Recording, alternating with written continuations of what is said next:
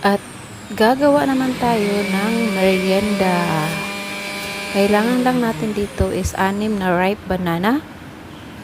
Gumamit pala ako pang smash dyan ng potato smash. Kung wala kayo noong potato smash guys, pwede kayong gumamit ng tinidor upang durugin yung banana.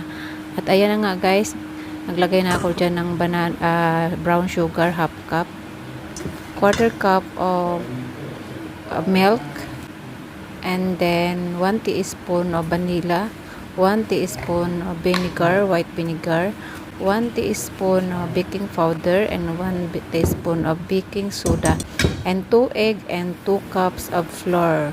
And mikos-mikos lang natin yan guys hanggang ma-well combined.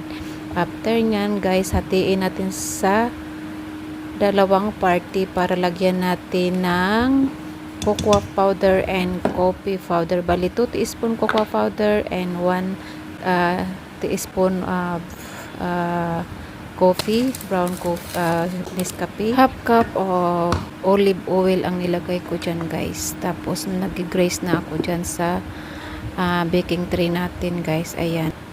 Pang-grace naman dyan guys sa ating molder is butter, melted butter guys. Tapos placement pepper, and then i-bake natin siya ng 180 Celsius and 45 minutes.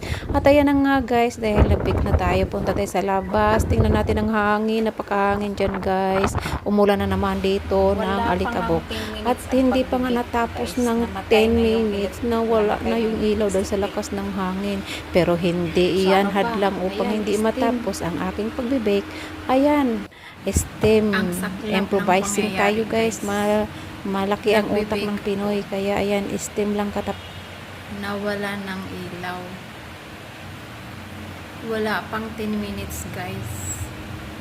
Kaya ang mangyayari guys, ayan, mataba ang utak natin guys.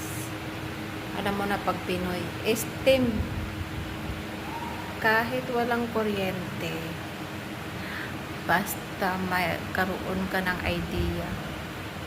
Pag nawalan ng kuryente yung iyong pagbibake, wala pang 10 minutes guys. Guys, oh. Ayan guys, oh. Pending. Pero, nothing to worry. Walang kuryente, no problem. Naluto din siya ang aking marble banana cake. Kaya na guys. Tan-tararan. Tingnan nyo guys, ang lambot niya. Oh.